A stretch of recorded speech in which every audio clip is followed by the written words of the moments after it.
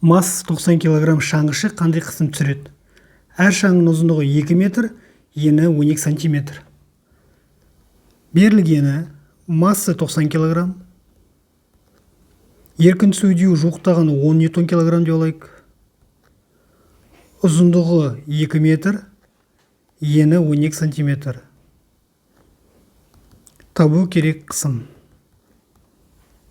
ХБЖ айналдырайық. 12 сантиметр 100-ге бөлеміз, 100-ден 12 метр. Талдау. Қысым табу үшін күшті бөлеміз ауданға. Күш деген mg. Аудан деген екі шаңғының ауданы. Бір шаңғы бізде S шаңғы болса, 2-ге өйтеміз. S шаңғы ол бізде ұзындығы көбейту ені. Шешуі. Алдымен шаңғының ауданын табайық. 2-ні көбейтеміз 100-ден 12 метрге.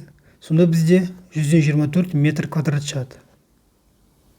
Сосын жалпы ауданын табайық. Ол үшін 2-ге көбейтеміз. Сонда бізде 0,148 метр квадрат екі шаңғының ауданы шығады. Күш табайық. Қысатын 90-ды 10-ға көбейтеміз.